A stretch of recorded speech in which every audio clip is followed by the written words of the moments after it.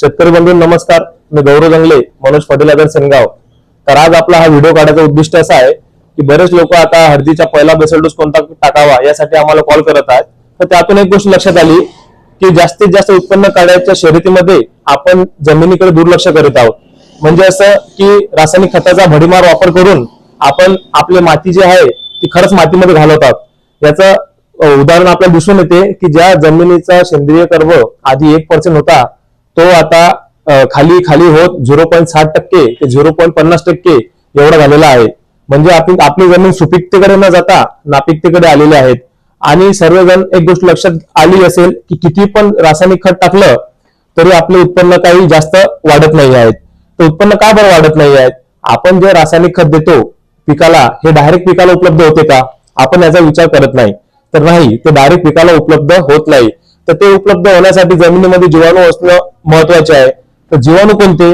तर zinc solubilising bacteria, त्याला आपण ZSB म्हणतो, PSB फॉस्फरस सोल्युबलायझिंग बॅक्टेरिया आणि KMB पोटॅश मोबिलायझिंग बॅक्टेरिया. हे जीवाणू आपल्या जमिनीमध्ये असणे महत्वाचे आहेत. हे जीवाणू जर का आपल्या जमिनीमध्ये असले तरच आपण जे रासायनिक खत देतो ते पिकाला उपलब्ध होईल. पण हे जीवाणू कशावर जगतात? तर हे जीवाणू जगतात सेंद्रिय पदार्थावरती. तर ते आपल्या जमिनीमध्ये आहे का हा प्रश्न आपण स्वतःला विचारायला पाहिजे. तर आपल्याला उत्तर भेटेल नाही.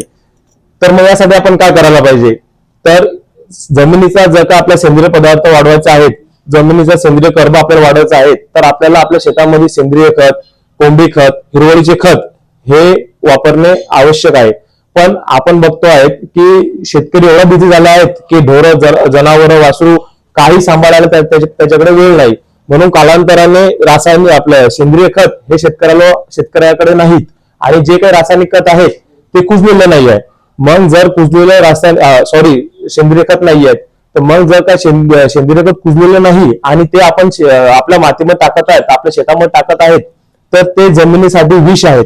त्यामुळे काय होते ते तर तुम्हाला सर्वांना माहित आहे, हुमणीचं प्रमाण वाढते, सळ लागते, त्यामुळे करपा वगैरे आपल्या उत्पन्नामध्ये घट होते. म्हणून जर काय सेंद्रिय शेणखत कुजलेलं नसेल तर ते जमिनीमध्ये वापरू नये. मग त्याला पर्याय म्हणून काय?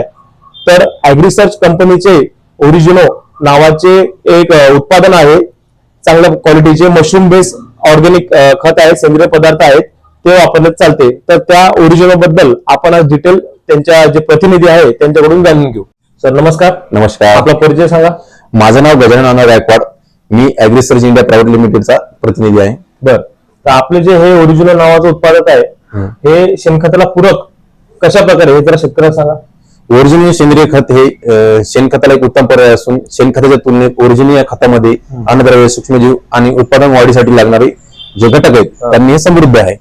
आता हे जे बनते असं जे मशरूम असते, मशरूम जे उत्पादन केल्यानंतर त्याच्या कच्च्या मालापासून तयार केलेलं हे सेंद्रिय खत आहे. आता शेत जमिनीचा आरोग्य सुधारण्याकरता आणि शाश्वत उत्पादन वाढवण्याकरता जे लागणारे सेंद्रिय खत लक्षात घेता ऍग्रिसर्च या कंपनीने ओरिजिनल या सेंद्रिय खताचा म्हणजे प्रथिनांनी ऊर्जा स्रोत असलेला उत्पादन निर्मिती केलेली आहे. आता याच्यामध्ये अजूनही सांगायचं झालं की हे आपलं FCOच्या अंडर येते. जसं की आपण सांगितलं की हे मशरूम पासून बनलेलं सेंद्रिय खत आहे, तर याचे पिकासाठी आणि जमिनीसाठी काय फायदे आहेत?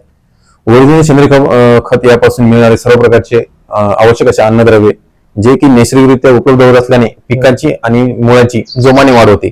आता अन्न घटक तर मिळालेच, त्याच्यासोबत इतर पोषकद्रव्ये पण मिळतात. इतर पोषकद्रव्ये काय होते? रोग प्रतिकारक्षमता त्या पिकाची वाढते.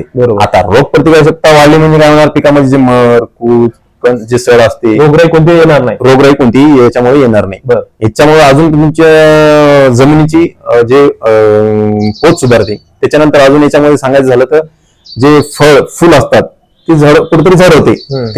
हे जर वापरलं नाही, त्या फळांना आकर्षक असा रंग आणि एक चमक याच्यामुळे वापरल्यामुळे दिसून येते.